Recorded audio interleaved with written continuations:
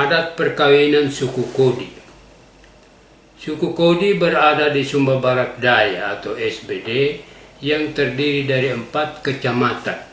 Kecamatan Kodi, Kecamatan Kodi Utara, Kecamatan Kodi Bangedo, dan Kecamatan Belagar. Penduduknya kini sekitar 100.000 jiwa lebih. Menurut adat Kodi, perkawinan harus di luar marga. Kalaupun anak om diperbolehkan oleh adat, tapi kini pihak gereja melarang. Karenanya dengan anak om sudah tidak bisa lagi. Tambahan pula dalam bulan Oktober 2014, Gereja Katolik tidak melayani pemberkatan perkawinan semacam ini. Dalam perkawinan adat ada beberapa hal yang dianggap tabu. Jika dilanggar, pasangan itu mendapat sanksi adat, sanksi sosial yang tidak bisa dihapuskan seumur hidup. Perkawinan yang dilarang. Pertama, bapak bersaudara. Kedua, mama bersaudara. Ketiga, wala, semarga atau serumpun. Misalnya antara walenggawi dan walenggawi, walembiri dan walembiri, waletube dan waletube, walaloge dengan walaloge, seterusnya. Di Kodi terdapat lebih dari 100 wala. Keempat yang dilarang itu separona atau parainu, yakni kampung besar tempat persekutuan suku Kodi. Seluruh Kodi memiliki kurang lebih 100 parona, bandingkan dengan Kabihu di Sumba Timur. Tiap parona terdiri dari 15 sampai 20 rumah adat atau joglo, dan tiap rumah adat terdiri dari 20 sampai 30 kakak. Hanya satu kakak biasanya yang sudah tua yang menjaga rumah adat, yang lain menyebar ke pedalaman membentuk kampung-kampung atau dusun kecil. Dalam pesta adat seperti Wolek, Naz, seluruh warga kembali ke kampung besar untuk ikut merayakan pesta-pesta seperti tertera di atas. Perkawinan adat Kodi tidak terlepas dari belis. Belis ini seringkali dipahami suku non-Kodi, non-Sumba, seolah-olah suku Kodi memperjualbelikan anak perempuan. Padahal jika diamati, belis ini merupakan simbol harkat dan martabat. Ada keunikan dalam masalah belis. Mungkin karena uniknya, ada orang Belanda bergurau di era kolonial. Orang Belanda itu bergurau, kalau begitu belis itu singkatan dari beli ala Sumba.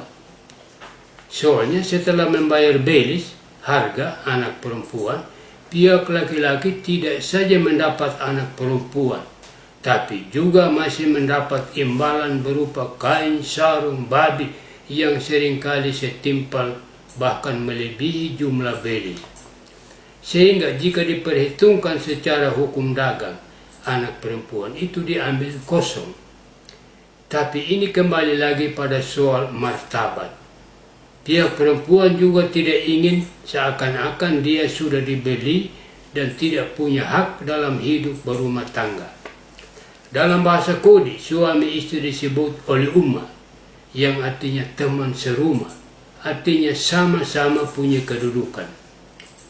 Ungkapan weharanga kepada istri meskipun dipakai juga, yang berarti harga hewan, sebenarnya tidak tepat. Karena ungkapan ini mengandung arti bahwa istri sudah dibeli dengan hewan dan tidak punya hak apa-apa dalam rumah tangga. Langkah pertama disebut latahmam, utamam. Terjemahan lurusnya menghantar serpian siripina.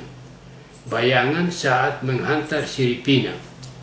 Dalam bahasa lain, memperkenalkan diri atau mengetuk pintu. Pada tahap ini, pihak laki-laki membawa 1 ekor kerbau dan 1 ekor kuda.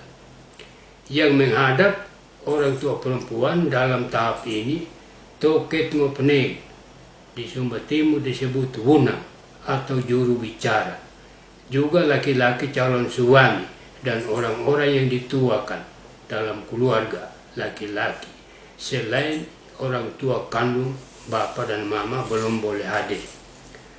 Pembawa satu kerbau dan satu kuda langsung diimbal dengan satu ekor babi dan satu lembar kain, satu lembar sarung.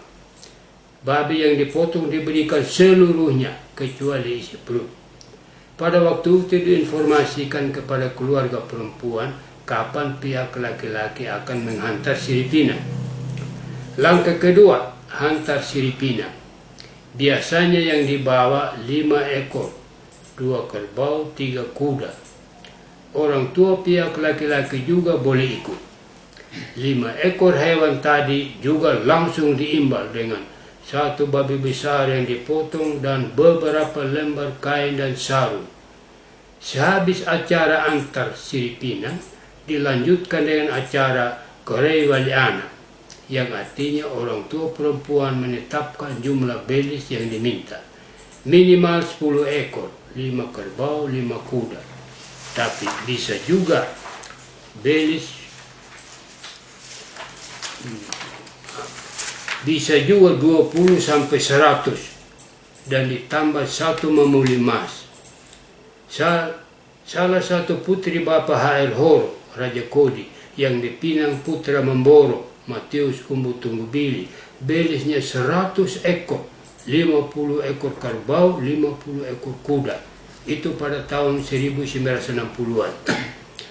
Jika jumlah belis sudah ditentukan dengan lebih dahulu memberikan satu lembar kain kepada pihak laki-laki lewat juru bicara dan pihak laki-laki tidak menolak permintaan itu, maka pihak anak perempuan mengusulkan dekerahi, minta waktu.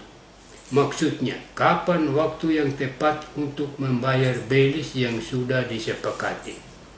Jika pihak laki-laki mau, pada saat itu sudah bisa ditentukan waktunya. Jika belum mau, bisa juga pada lain kesempatan.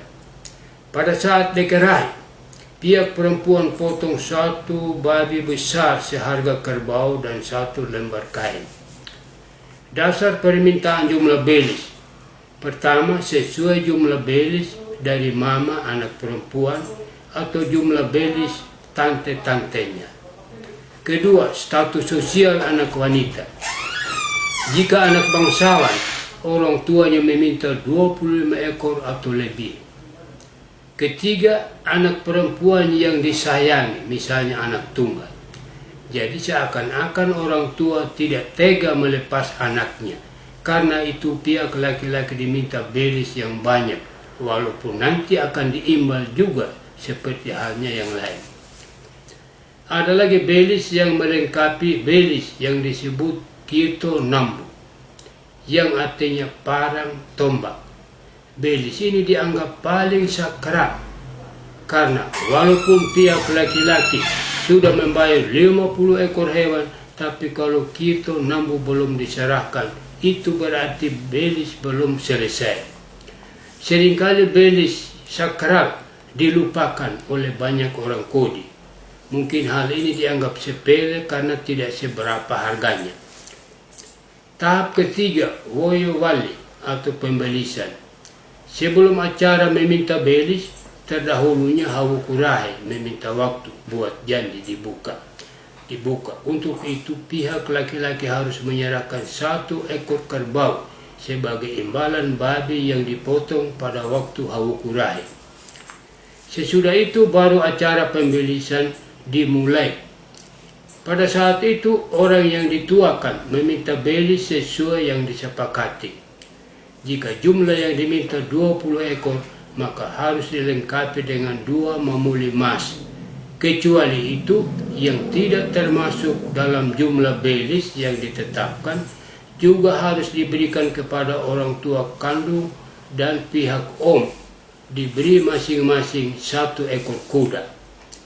Jika sudah selesai memberikan hewan ekstra tadi lewat juru bicara, akan meminta belis sesuai permintaan. Bila mana belis belum lengkap, itu bisa dibahasakan baik oleh juru bicara dari pihak laki-laki maupun juru bicara pihak perempuan. Jika keadaan tidak memungkinkan untuk membayar lunas, pada pihak perempuan biasanya mengerti lalu menentukan kapan waktu melunaskan tunggakan hewan. Jika beli sudah dibayar tuntas atau lebih dari separuh, anak perempuan sudah bisa diboyong pihak laki-laki. Dan sebagai imbalannya pihak perempuan akan memberikan babi hidup dan babi yang dipotong bertaring, berikut belasan atau puluhan lembar kain sarung, perabot rumah tangga, lemari pakaian, tempat tidur, kuda tunggang, kerbau jantan, kini bisa diganti dengan motor. Karena tidak semua orang membayar lunas, biasanya memakai 2 atau 3 tahap, maka beli sakral tadi ikut tertunda, karena penyerahannya justru pada tahap akhir. Karena anak perempuan sudah ada di rumah laki-laki, maka pihak laki-laki enggan melunasi kewajibannya. Tidak mengherankan bila beli sakral ini terlupakan sampai pasangan suami istri menjadi tua bahkan sampai mati. Oke sobat, itu tadi ya catatan yang sudah disampaikan oleh Pak Frans. Sekali lagi judulnya Adat Perkawinan Suku Kodi. Oke, sekali lagi saya mengajak Anda untuk nanti ya untuk bergabung di program ini di jalur telepon di 0823 39738662 atau di 0812 37775330. Oke Pak Frans, langsung saja kita masuk ke dalam diskusi kita. Oke Pak Frans, ini berkaitan dengan adat perkawinan suku Kodi.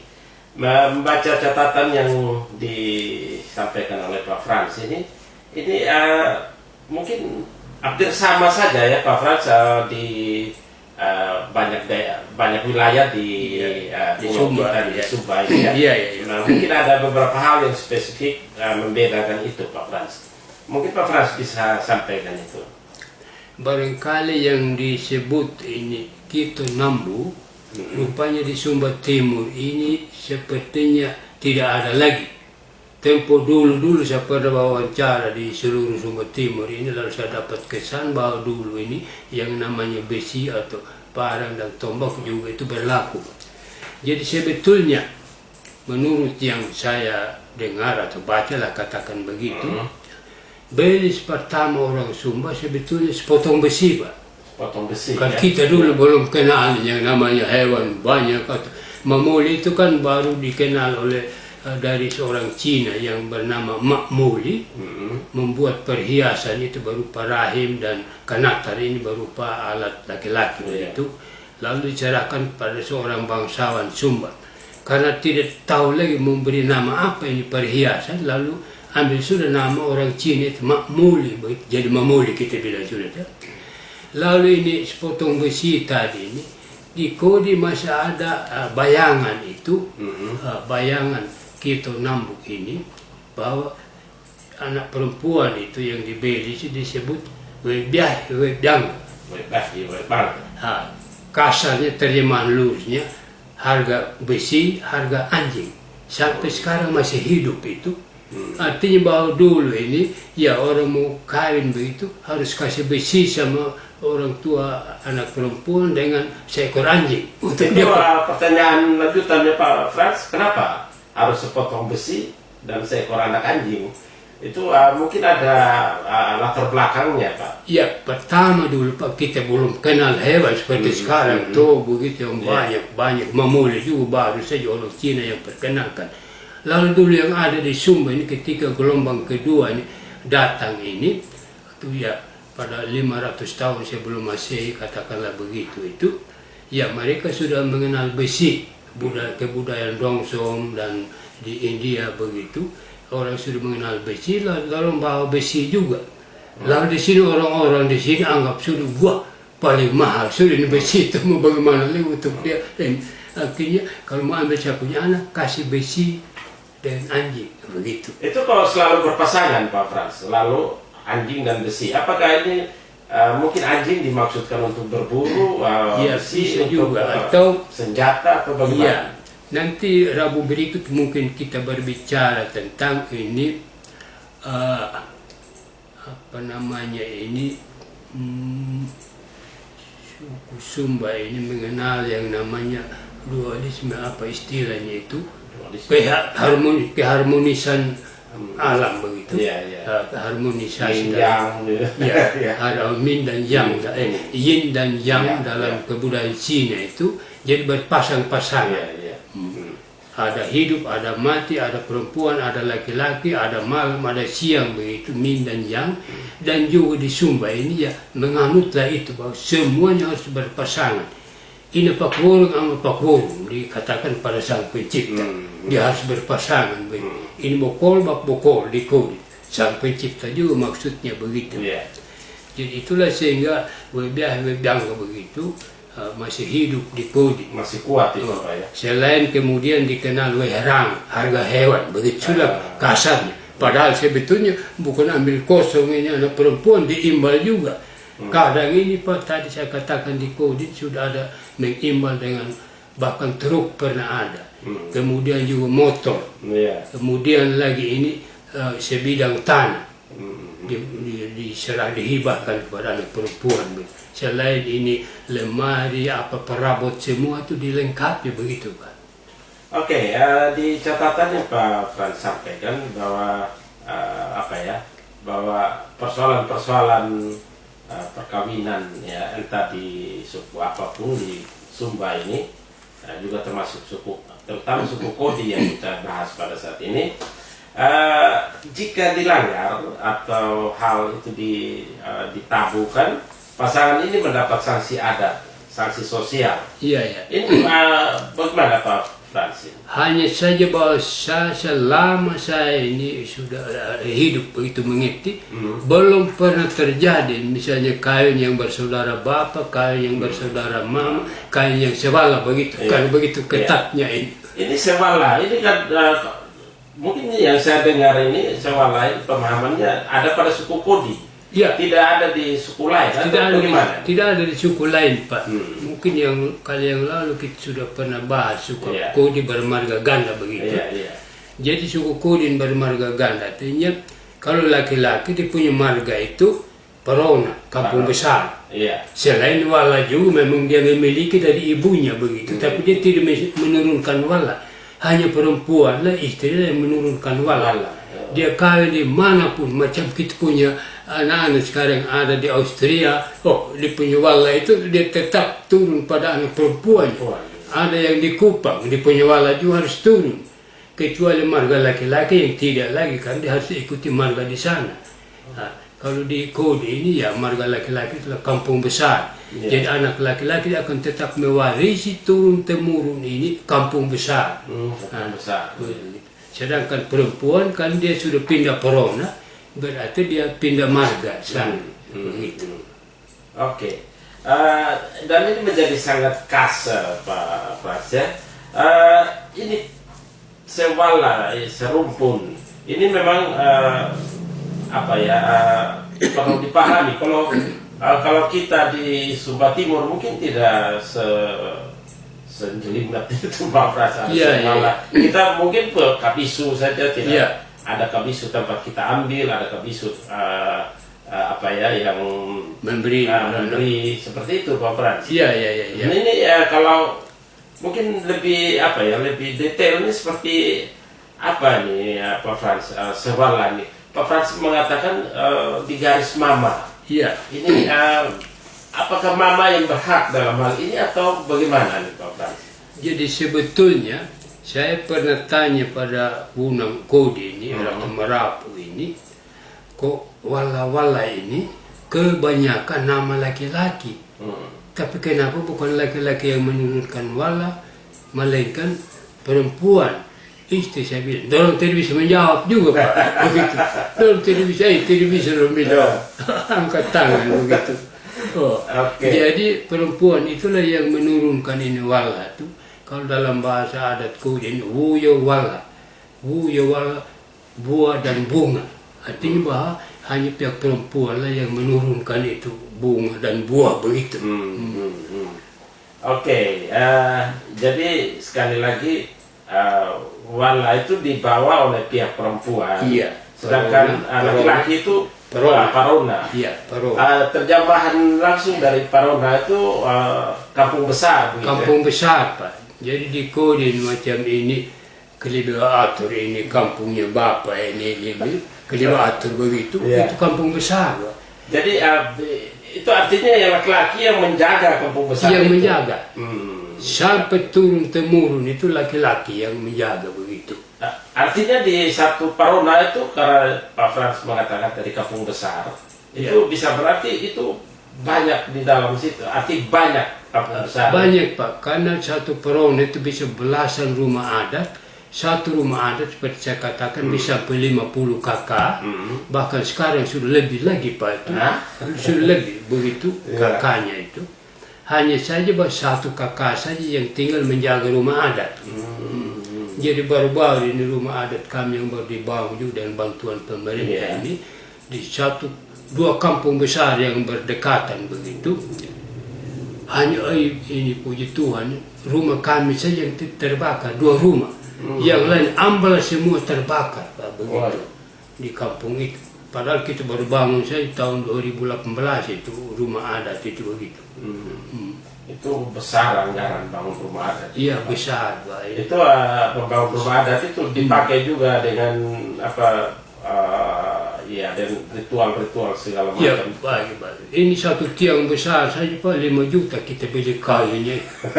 Padahal tiang besar di satu rumah itu 4 tiang besar begitu. Belum lagi alang yang sulit sekali, alang sekarang, Pak. Sudah musnah dari Tekebala ini dan Tekebala selesai. Iya. Oke, Pak Frans, kita masuk ke di dalam Belize ini ya. Iya. Oke, Belize sendiri Pak Frans mengatakan tadi semacam beli ala Sumba ala menurut pemahaman orang Belanda. Tapi Belize sendiri ini Pak Frans, kalau kita lihat ini merupakan satu bentuk penghargaan atau apa tuh sebenarnya Pak Frans? Ya, sebetulnya penghargaan, Pak. Hanya saja bahwa kita menggunakan kata itu, kan Belize ini sebetulnya adalah gejala bahasa epenthesis namanya, Pak. Penambahan bunyi konsonan di belakang kata. Sehingga Beli menjadi Belize begitu. Belize. Bahkan di bahasa-bahasa Sumba ini masih terlihat juga dalam bahasa adat. Wali begitu, harga begitu. Wilu, harga. Tapi memahami harga mungkin ini perlu penjelasan Pak Frans. Harga dalam memahami barang dengan harga untuk memahami manusia mungkin ada perbedaan antara suku atau antara suku-suku di Pulau Sumba ini. Tapi orang anak kalang lah, Pak, yang betul-betul benar menerapkan itu. Jadi kalau dia tanya ini harga barang di pasar, di toko begitu, pirna hidun begitu, berapa harganya. Tapi kalau Belize dia katakan pirna hina. Berapa nilainya kalau diterjemahkan secara itu. Orang kalang lah yang mengangkat kita. Yang semua ini mengatakan harga. Hanya orang kalang berapa nilainya begitu. Nilainya ya. Pirna hina begitu. Wow. Ya, itulah keunikannya masing-masing ya. Iya. Oke, kalau Pak Frans menyampaikan di sini juga bahwa di dalam pembelisan itu tidak serta-merta kita berbicara berapa yang laki-laki bawa, nilainya berapa, tapi biasanya ada hal yang sebenarnya juga dibawa oleh pihak perempuan, dan ini jarang kelihatan ini Pak Frans. Iya, jadi misalnya Belize ini dalam punya mama dulu berapa lah begitu, tante-tantenya berapa, itu yang menjadi alasan. Kalau dia anak tunggal yang paling disayangi, wah itu juga alasan, ini anak kesayangan, minta Belize banyak. Lalu kalau dia orang bangsawan menjaga harkat dan martabat, dia minta banyak juga begitu, Pak. Oke, yang Pak Frans maksudkan dengan ada sanksi adat atau sanksi sosial tadi, itu jika dilanggar. ya mungkin kalau dalam pembelisan ini mungkin bisa karena dia bisa lebih dari belis mamanya atau apa begitu. Oh, bisa lebih Pak. Tadi saya katakan di Kodin bahkan ada kebiasaan sudah malah mengimbal selain ini babi, kain, sarung begitu, perabot rumah tangga lengkap begitu Pak. Kuda tunggang juga begitu, kadang kuda pacu Pak. Ada juga yang menyerahkan satu ekor kerbau jantan kepada anak perempuannya. Bahkan sebidang tanah juga dihibahkan begitu. Ini istilahnya walanjakpor kam jam diriap. Artinya bahwa ini babi yang tidak kena penyakit, kain yang tidak pernah robek begitu. Kalau diberikan sebidang tanah Pak. Iya. Nah, itu istilahnya. Oh, dia perlambangkan. Dia perlambangkan. Sehingga ini dia kenang-kenangan seumur hidup. Seumur hidup. Ya. Kalau yang lain-lain kain sarung ini kan bisa habis, tapi tanah ini yang tidak akan pernah hilang begitu. Jadi ya biasanya perempuan yang membawa itu ya. Iya. Tanah. Oke, apa ya, ungkapan weharanga kepada istri meskipun dipakai juga yang berarti harga hewan sebenarnya tidak tepat. Ya memang tadi Pak Pras sudah mulai itu. Bagaimana ini Pak Pras? Weharanga. Weharanga artinya itu bahwa kalau terjemahan lulusnya harga hewan. Ini saya punya weharanga, artinya anak mantu, ini disebut weharanga, harga hewan begitu. Tapi sebetulnya kalau diterjemahkan ini tidak tepat, tidak cocok begitu Pak. Karena kalau harga hewan lalu seakan-akan tidak ada imbalannya. Padahal imbalannya kadang melebihi Pak begitu. Kadang melebihi karena sayang anak begitu. Oke, Pak Pras, apakah sama kayak di Sumba Timur ketika mungkin setelah apa ya di belis putus atau apa ya kurungan juga itu ada juga di Kodin? Ada, oh ya, kurungan maksudnya. Jadi pokoknya di Sumba Timur ini kalau pada waktu pembelisan sore itu ada bolangan di begitu. Iya, bolangan di. Selain ini sudah imbal, masih ada lagi bolangan dinya seperti barangnya sendiri, anak perempuan begitu. Termasuk dulu bahkan hamba Pak, ikut sudah anak perempuan itu begitu. Itu bolangan di juga begitu dulu. Begitu. Kalau di Kodin tidak ada? Ada juga dulu Pak. Ada juga, tapi cepat dia menghilang begitu. Tahun 50-an waktu itu ya masih ada yang disebut hamba begitu, kemudian tidak lagi begitu. Ya, dan mungkin lebih terbuka di Kodin sana ketimbang kita di sini Pak. Oh, di sini ini Pak tahun 80-an saya ini hamba yang bilang waktu saya pergi kemana-mana, aduh saya bilang kenapa masih sebut lagi, saya bilang juga itu. Oke. Di apa sendiri di Sumba Timur ada langkah-langkah awal untuk mungkin ya macam Pak Fran sudah mulai dari tutup pintu tadi. Iya, ada juga begitu. Di Kodi ada juga itu langkah-langkah. Ada berapa langkah di Pak Fran? Ya sebetulnya antar serpian Pinang itu sebetulnya memperkenalkan diri, tapi sudah bisa bawa juga satu ekor kuda, satu ekor kerbau begitu. Itu di luar nanti? Di luar belis. Ini di imbal memang. Oh, di imbal memang ya? Waktu hantar Pinang juga itu biasanya 5 ekor lah. 2 kerbau, 3 kuda. Di imbal memang Pak.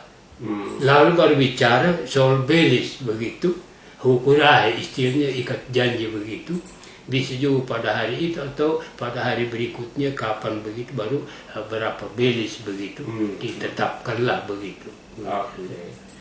Oke sobat, Anda masih di program Bengkel Bahasa bersama Pak Frans Suhebi.